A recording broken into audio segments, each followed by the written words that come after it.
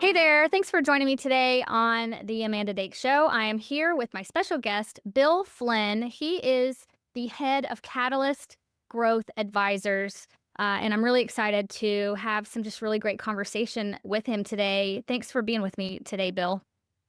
Great to be here, Amanda. Happy to join. So tell me a little bit about Catalyst and what you do there. Sure. So I'm a one-man band. This is my second career, if you will. And I know you're going to ask me about that later, so I'll leave that out for now. And so I do everything. But basically, I teach management science to leaders in their teams in digestible bits so they can make their lives better than they are right now. Wow. Okay. What is management science? So management science is been around for 100 years, give or take. It's basically the science of business. What has been proven to work. There are people whose names you might know, like Drucker, Deming, Schein, Porter, Edmondson, etc. These are all thought leaders in management science, right? They've done the research, they've done the science, and they say, hey, this is what works consistently over and over again. Unfortunately, most people don't follow the science. They Mhm. do what they think is right, which is called conventional wisdom, and that almost always doesn't work. Right. So how did you get started in this? So one thing I like to do, and I told you this offline, was I like to kind of talk about how it started and then how it's going, because a lot of the people that I work with, we're all at a certain age, right? A pivot in our life happened, or maybe many pivots. And what we started out doing back in the 80s or 90s or early 2000s, we really don't do anymore for different reasons. And so, how did you get your start in adulthood? I guess I don't know if it started out in business. And then, how did you get to all the way where you are now? Yeah, so I started in the late 80s in high tech and startups. I did 10 of them over 25 years. Generally, as an operations guy, I was never the founder. I was always the scale up guy, sales, marketing, operations, that kind of Hmm. stuff. Between startup five and six, I had an interesting situation where basically I turned into a coach. I didn't know I was being a coach at the time. And I had to work with my team to fix, which was basically a catastrophic event to the business, which we had to come out of. I really liked that experience and I wanted to replicate it. I did four more startups after that. But after startup 10, I sort of reflected and said, I was 5 for 10, which was pretty good, but I was 5 for 6 as well. So the last four were not good. And I asked myself, do I want to do another one? And the answer was yes. If I could interview a founder is what I would call a Goldilocks founder. Goldilocks founders are crazy, but not too crazy. Just right, That's right. crazy. Exactly. And I couldn't figure out how to do it because you have to have reality distortion or you would never start the business because the chances of you actually succeeding are really low. So I struggled. And so I said, you know what? Let's look back at that experience I had between startup five and six. And is there a way for me to find a way to do that? And there is. So I looked at a whole bunch of business operating systems like scaling up and EOS and value builder, Mhm. et cetera, et cetera. And I found I like scaling up. That one fit me the best. I'm sort of a holistic thinker, a systems thinker. And I did that. I joined scaling up in 2016, became a certified coach, did that for a number of years.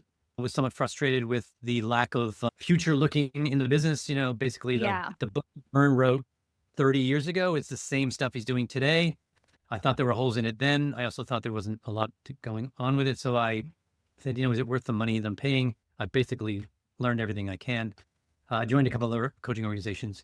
Um, and now I'm part of one coaching organization, which is called the 100 Coaches, which is started by this guy, Marshall Goldsmith, who most people don't know, Uh huh. but he's like the number one. He's been the perennial number one leadership coach in the world for years.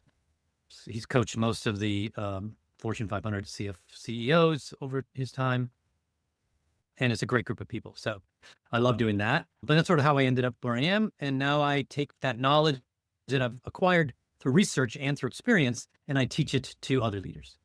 Okay. Do you think it's valuable? I mean, of course, it's valuable to have a community of like-minded people and you're all learning together and, taking experiences from one another that you can just, distill out into your world. But do you think it's necessary for someone to become a successful coach or trainer to have those types of certifications that say that you did back then? Like, and even EOS or Vern's program or anything, they're all really valuable in their own right, but do you think that they are the missing link for someone that wants to be successful but hasn't found that yet? So let's, there's lots of answers to this. So my first answer is no. I'm going to paraphrase a saying, which is all methods are wrong, but some are useful. Scaling up is a method. EOS is a method. Valuability is a method. There are 24 or 25 different operating systems that I've found over the years, and they all have value because most people don't run their business as a system, and you Right. should. Your business is a system. It is an interdependent set of systems and components. And we don't treat it like that. We treat it as if it's sort of this discrete thing. Yeah. But there's a lot of interdependencies to business. Even And if you're just a one-person business, right? You can be a one-person business, but you still need to have view it as a system, not yeah, compartments, right? for Not example, little. Yeah. Okay. strategy is is a subsystem inside your business. Execution is a subsystem inside your business. The people part of your business is a subsystem and has its own subsystems underneath it as well. So you have to, and they all affect each other, right? So you can have a really, really great strategy and really poor execution, and you're going to struggle. Yeah. However, you have an okay strategy and really good execution, and you could succeed. You won't succeed as well as you could have, but you could certainly beat other people. So, for instance, Microsoft of the 80s and 90s, I think they had a horrible strategy, but they just kept at it, right? They just kept Yeah. executing. Always that joke, you had to wait till the third version of whatever Microsoft made Right. before it Yeah. was something that was useful because they just kept getting better at it. But they didn't have a strategy like Satya Nadella has now at Microsoft, where he's like, we're learn-it-all people. We're not know-it-all people, right? Yeah. They've created this environment where they're going after a completely different customer. They're going at them in a completely different way. They're working together differently. He has a much better strategy, and he's executing it really well. And by the way, he has made Bill Gates even richer from when he left, where Steve Ballmer was making Bill Gates poorer, Yeah. relatively speaking. So, were there any things that happened, or can you pinpoint a time where you're like, I don't want to do, help out these startups anymore. I want to go out on my own. Was there anything like that that really said, I am done doing this and I'm ready to be more doing my own thing? Or was it just a natural progression of your business and your life? Um, no, it was sort of what I said earlier, right? I just found this inability of mine to find a good founder. And I have theories on why it is. I think it's a lot easier to start a business now than it was in the Mhm. 90s, right? The same business now that you'd start in the 90s cost you about $15 million to start. Wow. Now it costs you 100,000, right? Yeah. You don't need all the offices. You don't need all the things, right? You can just sort of start. So that's good and that's bad. That means more people can start businesses, and not everyone should start a business. Startups fail anyway, and so now you're putting more people in the mix, and they don't really know how to. They don't really understand that a startup isn't a real business. There's this guy Steve Blank, who's sort of the godfather of startups. Who's now, I think he's a professor at Berkeley or somewhere, and he said a startup is a temporary organization in search of a business model. Yeah.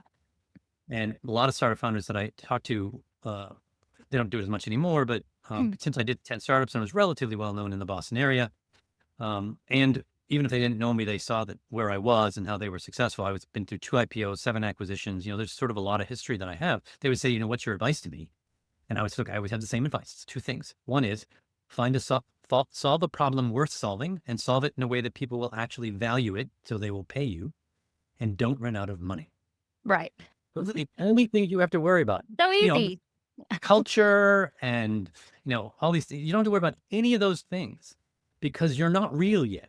You're not a real business. You don't have a strategy. You have a culture, but it's basically you, Yeah. right? And I think that's true. When I hear startup, I think something much bigger than, say, a small agency or coaching firm or something like that. But a startup really could be anything, but that's what I'm thinking of whenever you say startup. And maybe they are capital backed and they have investors, and it's a giant science experiment to see if they can turn their idea into cash, basically. But But it's a horrible way to do a science experiment, by the way, and we can get into that as well. but what you said is so true across the board, regardless of the idea, the business size, the model is make sure you're solving the right problem that people want to pay for and don't run out of money. Like, I think that could be across the board. You could create t-shirts with that on it. And the problem is that I see people want to solve their own problem for themselves rather than looking out and seeing what they can contribute to solve the problems of the people they actually want to serve. So, I mean, that's just something I've learned over the years and what I've seen.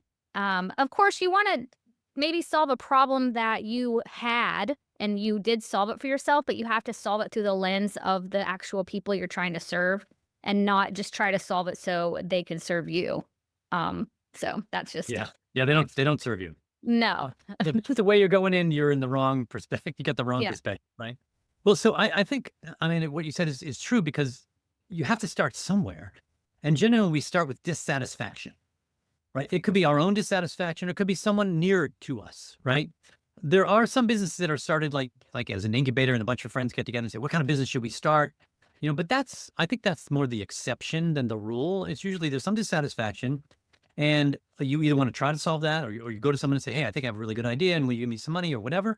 Or you solve it for yourself, and now you want to make it a bigger deal, and then yes, what you do is you start from an inside out perspective, but then you forget to do the outside in perspective. Yeah. Yeah. And I used to be a visitor speaker, and I didn't do it a long time, 3 years or so. But I spoke to, I don't know, hundreds and hundreds of CEOs of decent sized companies, from tens to hundreds of millions. Some of them were $1 billion businesses in the room. And I would ask them the same questions. And one of them was, if I asked you to ask all of the people on your leadership team to write down in their own words what their current company's strategy is, and you all read them out loud together, what would happen? And I get the same thing, right? I get a smile or a laugh, and I'm like, well, that's a problem, right? Yeah. Because you're probably frustrated with them because they're not doing the things the way you want them to do them. I said, they're probably solving their version of the strategy really well, but it's not your version of the strategy, right? So even big companies, they just sort of assume things happen and everyone knows what's in their head, and and we don't do that well. I joke that CEO eventually should be chief explanation officer, and you're constantly explaining, this is why we started the business, this is where we're going, this is how we make our customers delighted, blah blah blah. And you just have to keep saying that over and over again, so people start to say, yeah, Bill, we get it, we know, and they're finishing your sentence. Then I'm like, okay, now you might all be on the same page. But Yeah. I'll tell you, most businesses are not on the same page. No, across Notice like it's not. what we just talked about, they're operating not like a big system, they're operating in their own separate compartments. Yeah. So while that compartment might be doing a really good job, but it's not communicating out to the rest of the system, right? Who do you Yeah. like to help the most within a company? Do you love to work with mainly the CEO still, or the top of the food chain, and then help them have your help trickle down to their teams? Yeah, that's where I focus. So the CEO or the head of company, whatever you want to call it, hires and fires me, but I work with him or her and their team. And yes, because I want to. So my purpose is it's called, I want to bend the curve, which no one knows what that is because it's my own little thing. But if you look at the data over the last 25, 30 years, and you look at businesses that start and businesses that go out of business, it's not a pleasant sight, right? It's a curve that goes down and keeps going down over time. It shallows. It's very steep at the beginning. 50% of all businesses go out of business within 5 years. Hmm. And then you get to 25 years, there's only like 16% of them left. And so I want to say, you'd think after 10, 15, 20 years, you'd get good at something, Right. right? And then at least it would flatten out or get pretty close, right? But it doesn't. It keeps going down. And those are just the ones that die. There's still a whole bunch of percentage that are struggling, that are just sort of making it day to day, or having a hard time. And then there are those that are thriving. Very few businesses thrive. Yeah. And I'm always looking for outliers, right? So, and that's what I teach. I say this, and what happens, what I found is, and maybe I found it because I was looking for it, but what I found was that there are very few things that those businesses do well, and they're the same exact things. You look at great leaders who have run great businesses, Alan Mulally, Bob Chapman, John Mackey, Kip Tyndall, pick your great leader, um, the woman at Xerox, Uh-huh. etc. They really do the same few things well. And so that's what I teach. And that's the management science part of it. Yes, it Those are happens to also line up really well with management science. timeless tactics that Exactly. work. There's With hardly anything new. the funny thing is with people, most people, entrepreneur people, they want to put their own spin on it. Great. And you should. But without reinventing or completely going off the rails from what the actual thing is, right? Exactly. Yeah. So that's a big frustration for me when I'm teaching people or guiding them through the path. And I'm guilty of this too. I'm like, yeah, that you give me a step by step, like do these things and you'll be at whatever, $100,000 a year in 6 months. Sounds great. So then you get the steps and you're like, I like that step. I'll do that one exactly as you said. And then the next step, I like that step, but I'm going to do it my way. And then it throws the whole thing off instead of just following the plan. But it sounds like it's a negative thing that we want to put our spin on it, but it doesn't get us the result that if we just followed the tried and true thing, then we'd get there a lot faster. Maybe we're not supposed to get there faster. Maybe we're supposed to be learning all the things along the way, like you could have a straight line, straight path to A to B, or you can have a big giant spaghetti noodle of things, right? And maybe that's where the fun happens. Well, In it's the always a spaghetti doodle because, as Mike Tyson says, plan is great until you get punched in the face. right. Right. And what you described was the map versus directions, right? I don't give people directions because I don't know how to run your business. I don't know the market you're in. I don't know the people you have. Yeah. That's not my job. My job is to say, let's create the map. And then, by the way, if you're actually going on the path and then all of a sudden there's a construction in the road Detour. or whatever, okay, we're still going in that direction, but we need to do some things differently here. Okay, how do we get around that, right? And we have those conversations about what you do. What I'm giving them are guardrails, right? Mhm. So you need to create, if you want to be a great leader, you need to do two things. One is whatever you tell your team, it has to be true because trust comes on foot and leaves on a Ferrari.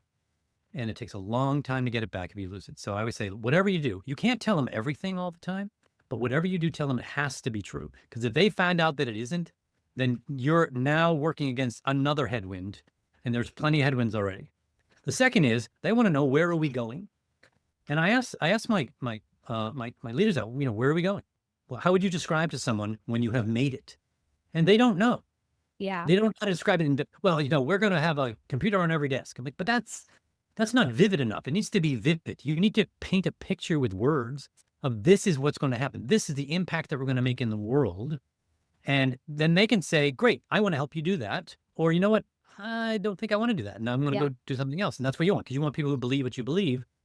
But after that, telling them what to do all the time and, having your giving your instructions and go off and then meet later, and doesn't work because now you're just a genius with 1,000 helpers, right? You're just Yeah. having to think for everybody. And that's what we do as leaders, because by the way, that feels good. And that is what we were rewarded for that got us to where we are. But unfortunately, everything we did, I solve problems, I make decisions, I can work in a crisis, whatever, and whatever works against you as a leader, because your job is no longer to do that. Your job is to create a team that doesn't really need you on a day-to-day basis. Yeah. And And that's that really feels weird. difficult. Yeah, that feels weird because you were always needed, right? It's like it feels good and it's a nice warm and fuzzy, but that's not your job anymore. And people just really don't understand that. It's hard to transition out of being the doer. Yeah. And by the way, sometimes you're the doer, right? I have this concept called controller, builder, architect, right? So ABC. And sometimes you have to be the controller. You may have knowledge that no one else has, or there's a crisis or whatever. Yes, you have to jump in, you have to get things done. But always almost always in that situation, you should say, okay, how can I teach my team what I just did so they can do it without me? And then eventually, how do we create systems that have those things solve themselves, right? The crisis comes up again. It's like, oh, we know what to do, and then the team actually improves on the things you taught them because they understand the context, etc.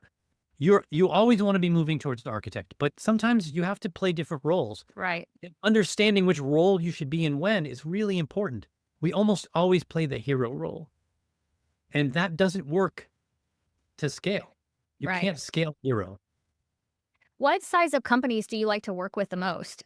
With, say, their how many, like, people on their teams? Is I there don't a care. sweet spot for you or So there's a sweet spot because some companies are going to hire Jim Collins or whomever, right, to come in and do stuff. So they're not going to hire me. Maybe someday I'll be a Jim Collins, but who knows? Uh, so it's generally a smaller company, but it's the mindset of the leader that I care about, not the Uh-huh. kind of company it is. And that's a humble, hungry learner who's comfortable challenging the status quo. If you Okay. do those things, I can help you. If you are only 3 out of those 4 things, I can't help you. Right, okay, that makes sense. I work with a lot of people in this space. I am not a leadership coach or don't do teams things, um, but a lot of the people that I work with, they love to work with smaller teams, and they work with the whole team, not just the CEO. And so I think that's why they keep it a little bit smaller, like, say, 20 to 40 at the most in the team, because they work with all of them, not just the main person that can then lead the rest. So I like your method of you're just going to the head honcho, basically. The teams I work with are 4 to 8 in size. But that's Oh, really? generally sales guy, marketing person, operations person, HR, CEO, But then they engineering. have people under them, Oh yeah, right? some of the companies I work with have hundreds and hundreds of employees, if not Right. thousands. But I'm usually just working with them. Sometimes I work with the layer down, like Mhm. they call them emerging leaders, etc., Yeah. which I really like as well because I find that the leaders that I'm working with don't actually leverage those people.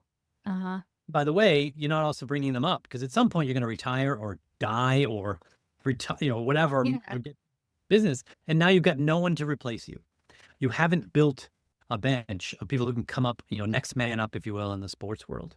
So when people Um, hire you, are they looking would you say that they are looking to exit? So they want to get their teams and uh, systems in place so they can increase their valuation and then get a great exit, or are they really just happy where they are and that's not on their radar? Depends. By the way, Amanda, what's really interesting is the things that you need to do to have a great exit are also the things you need to do to have an enduring company, Yeah, that's true. right? So they're not any different. Now, what the problem is, if you want to exit quickly, that's a different set of things. And by the way, if you want maximum value for exit and exit quickly, they don't work together. Uh-huh. Because if you want maximum value, you have to build things and it takes time to do that. But if you want a quick exit, then I always joke, if you want a highly valuable company that has fulfilled employees and happy customers, etc., hire a woman. If you want to exit quickly, hire a man. Interesting. And I don't mean it's for just gender No, wise. I It's get it. those We're qualities, right? I have all plenty of yeah, leaders that have feminine qualities, right? They're about compassion and they're about nurturing the and yeah. team and nurturing. Those are things that you need to build a great company and a great organization. Eh, But they take time to build. Mhm. It doesn't happen overnight, does it? No, it doesn't. And So by the way, most of my clients are women. really Yeah. interesting. Are they all over the country or all over the world? Or do you stay They're kind of mostly in, close? in this part of the world. Mhm. But yes, I work with people. I work with people who are national. I don't work internationally at this point. I could, but I just don't. Yeah, there's plenty here to go around, I think. Yeah, Massachusetts has a lot of companies in it. Yeah. So, have you seen AI come into play with the work that you do, Absolutely. and how is Yep. So that? actually, it came into play this morning. I was chatting with one of my clients, and I do this exercise from a friend of mine called the 3x5 cards, which basically I say, Each of you has a number of functions that you perform. I want you to understand what those functions are. So like sales is a function, marketing is a function, engineering is a function, head of company is a function, whatever, IT is a function. So you have to identify those key functions that drive your business. And then I want a card that has, I call it 3x5 because it fits on it has to fit on a 3x5. It's not on a piece of paper. It has to be small enough and simple enough that it fits on a 3x5 card. And it has 3 to 5 key outcomes of that function. I don't care whether you're in it or anyone else. It is without the human. And then metrics, like a leading and lagging metrics that say, okay, how do you know when that outcome Yeah. is a, and what's great is my friend wrote a book called The 3x5 Coach. And I say, look, I can teach you this, but just go to ChatGPT or Claude or whatever and then say, type this guy's name in, type in his book and say, here are my functions. Can you take the knowledge of the book and make my card for me? And it's not perfect, but it gets you 80% of the way there. And then I can work with my teams and then help them get the rest of the way there. So it speeds for you, for today's example, it just sped up the process instead of it. But so what I'm learning from talking to all kinds of different people about AI and listening to all these podcasts or whatever, there's two schools that I've found so far. There's those that are embracing it and using it as a tool to enhance, right? And then there's the other school that is not using it because they're afraid and they're just ignoring it altogether. I'm, of course, in the school of enhancement, right? I'm not thinking it's going to replace me by any means.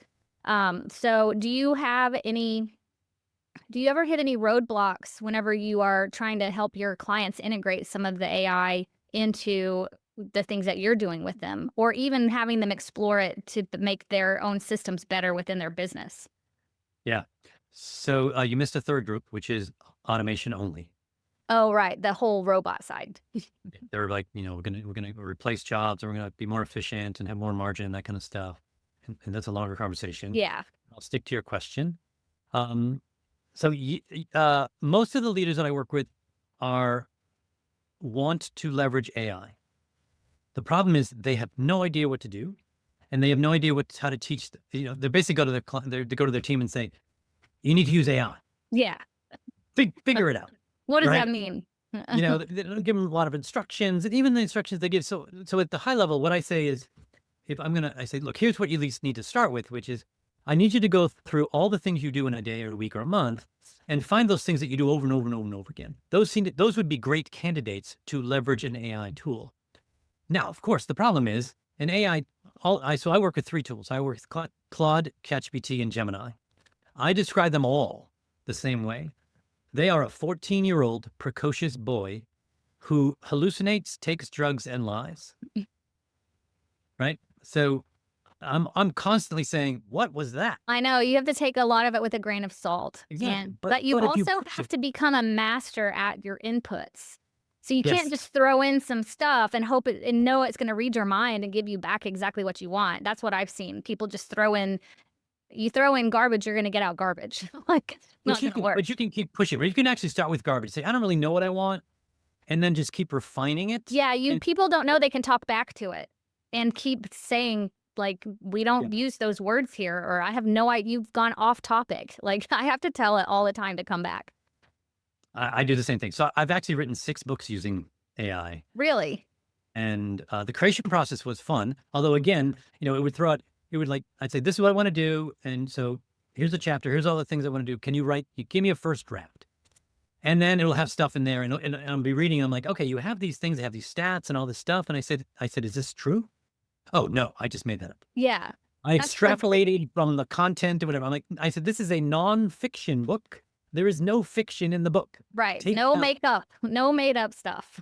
Exactly. But it makes stuff up all the time. And then I say, well, and it would do it over and over and over again. I would say, okay, tell me how to work with you so you don't do this. And so it says, this is what you need to do. And I said, all right, write those up as instructions, and I'll stick them in the instructions thing. And then like 20 minutes later, makes it up again. Oh my gosh. I know. It's a big, oh, yes. It is a frustrating part of it.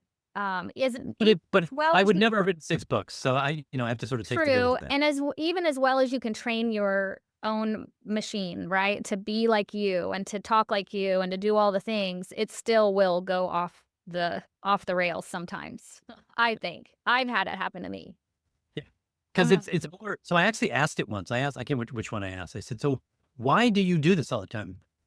Because it's at least it's honest, right? There's no feelings, right? And it says my overriding instruction is to be helpful. And so I'm always trying to be helpful. And Yeah. it's version of helpful. And It's like, ver that is not my version of helpful at all. Yeah. But I can't override its instruction. So I have to remember that its version of helpful is to make up stuff that sounds good, or That's so to, crazy. to do whatever. So, you have to understand that as well. But so there's three things. So there's scared, there's automation, and there's, I call augmentation. You Uh-huh. call enhancement, right? And I think eventually when we get good at it, it'll be about augmentation. I have really good conversations with my AI tool because I'm putting them in. I said, I want you to act like Drucker, Deming, Shine, Ebenson, Porter, etc. I want you to take all their work and then argue with me about what I just wrote and tell me what's missing, what's good, what's bad, etc. How they would treat. I said, I want Drucker, Deming, Shine, McGregor, Edmund, Porter to read my book right now, as you, and tell me what's wrong with it. Tell me what's missing. Tell me what is unnecessary. That's augmentation. Right. I never would have come up with that myself. I would have had to have read all their books and then interpreted it a certain way or met with them or whatever. But I can do that in 20 minutes.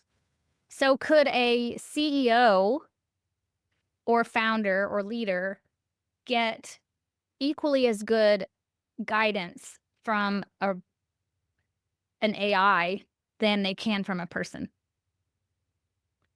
So it depends, right? I mean, so when there's human-like qualities that are necessary, absolutely not, right? When you need empathy, compassion, when you need to take two or three different ideas and then sort of synthesize them down into one, unless someone had already done that and it found it, you're not going to get that, Yeah. right? So you have to understand what you're looking for. But so I work with my clients, and one of the things that I work with them a lot on is strategy, of course. And so I have certain things that I like jobs to be done and customer discovery and all these things. And I say, hey, here's this company, here's this data on this company. Can you apply these three methodologies and processes, et cetera, and give me a quick report on what their big 5 moves should be, whatever else I sort of Yeah. throw in there.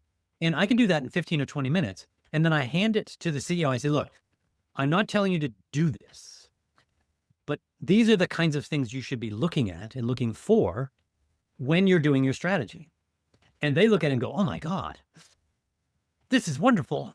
Yeah. Like, be careful, how did you do all this? I said, this is the beauty of AI. At least it can get you started. Yeah, I agree with that for sure. I make a lot of maps for people and guidelines, like you're saying, much more comprehensive than if I were sitting here typing it all out myself. And then, I love that. But one thing I think that where I'm an augmentation AI person myself because I love to use it as a tool, but I also understand that people need connection with people and accountability. I'm sure the people you work with, you need to hold them accountable to the things that you're, guiding them to do. So AI can't do that well right now. And I don't even think it could ever. Like we wear an Apple Watch or we do all these things, but we can override it anytime. We don't have any accountability.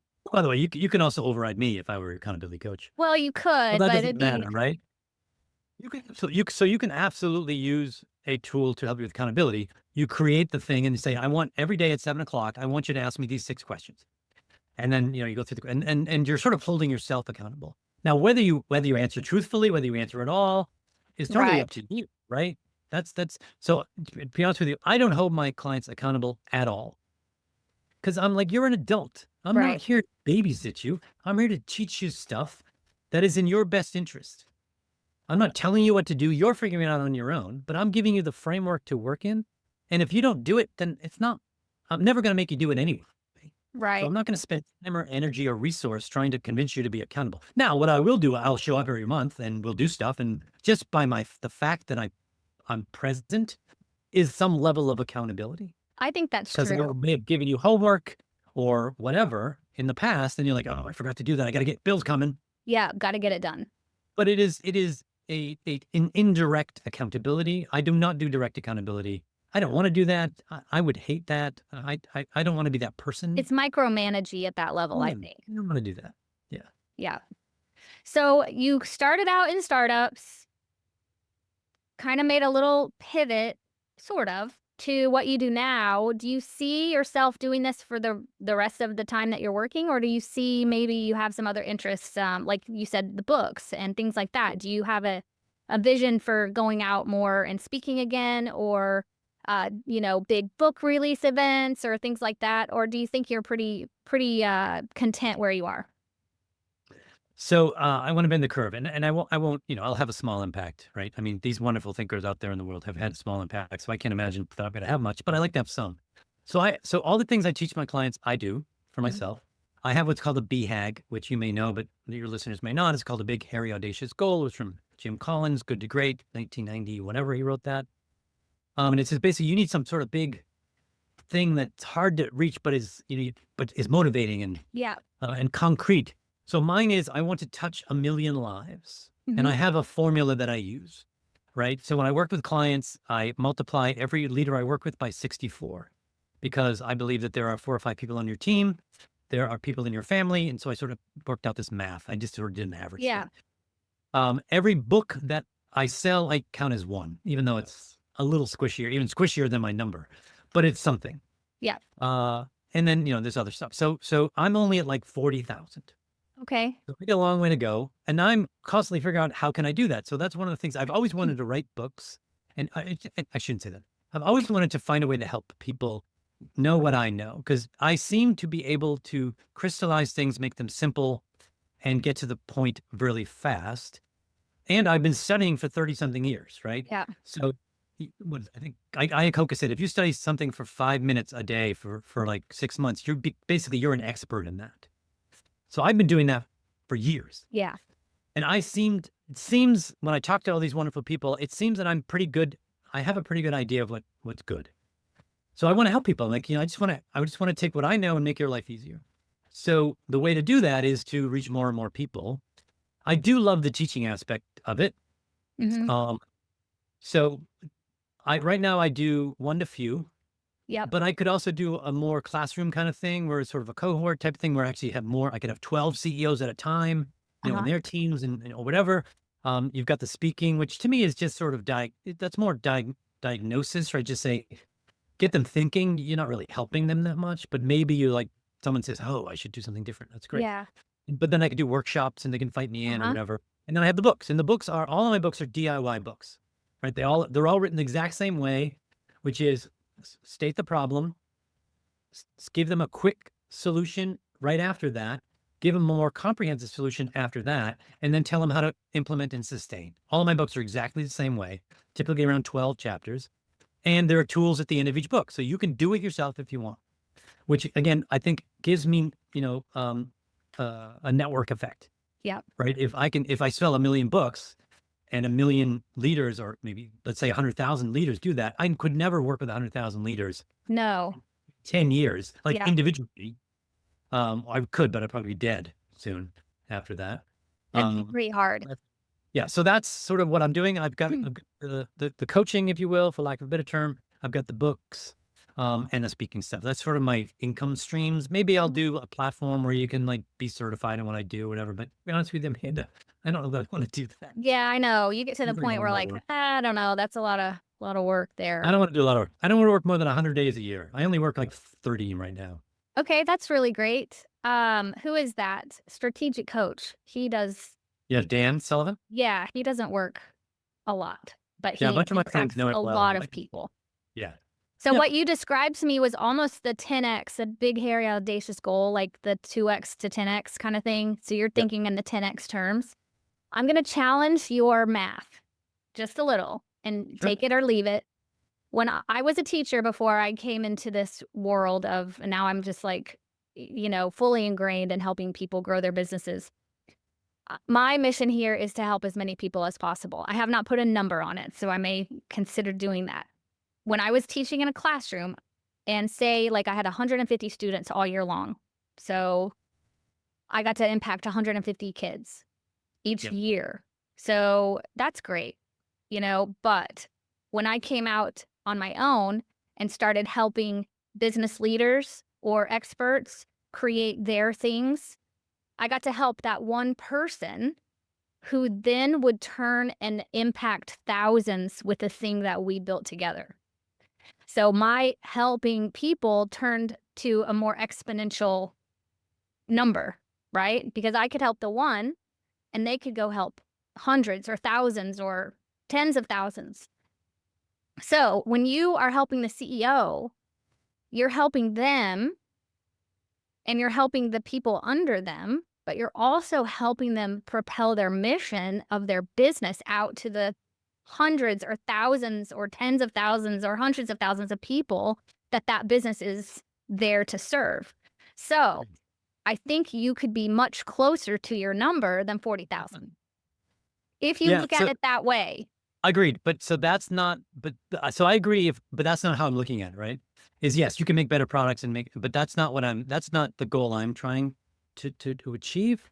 It is to help those leaders and those people who work for those companies make their lives better by working, not by making stuff. Uh-huh. So the way that I would apply what you did is if I created a coaching organization Yes. where I could teach dozens or hundreds of people, and then they would go, Yes. and then they could create a coaching organization, whatever. And that's the exponential. That's sort of the Tupperware or, Uh-huh. The MLM of your leadership coaching. yeah. Again, I know Vern and I know a bunch of other people who've done that. It sucks, to be honest with you. It's a lot of work. I don't know that I want to do that. It is a lot of work. Maybe 30 years ago when Yeah. Find someone that wants to do that. And then yeah. I can say, okay, let's do it together. And you can do that part. And I'll do this part like Vern did with. You may find that person though that says, I want I to know. do this, but I need the frameworks or I need the foundations or the whatever. So who knows? You might be I could do that. And then that makes my number is maybe 10 million or whatever. But yeah, right now that's it's a million. that's awesome. Yeah. Well, thanks so much for your time with me today. If people would like to connect with you and learn more about your services or your books or anything else, where is the best place for them to go? Sure. So I only have one book that's published right now. The other 6 are, I have an agent that's now shopping my next book. And I actually, very excitingly, have an HBR article coming out the next few weeks to a few months, which I've always wanted to do, and I'm pretty excited about that. Awesome. HBR is Harvard Business Review for those who don't know. Anyway, so to get that book, you can download my book for free, or you can get it on Amazon or Audible or wherever, from my website, which is www.catalystgrowthadvisors.com. Okay. And everything's on there, like contact info, some info on me. I've written 170 articles over the last 10 years. You can download those. They're all quick. They're very simple. My newsletter, you can sign up for my newsletter, Uh-huh. which I don't have a lot. I have like 1,100 readers, but actually I just did one. I had a 53% open rate. Do you do from that your- through LinkedIn or do you do that through email only? Email only. And then sometimes I'll push it out on LinkedIn once in a while. Okay, awesome. Yeah, that's Yeah. a great open rate, actually. Yeah. I'm like, well, great. Okay. Because I write them for me, but I Yeah, guess that's working. yeah, that's fantastic. Well, I really appreciated you being with me today. You had some really great insights for us and for me, and I do hope we can have another conversation soon. It was really great. Sure. Love to do it. Great. Glad we Thanks could a make it lot. happen, Amanda. Okay, thank you very much. Cheers.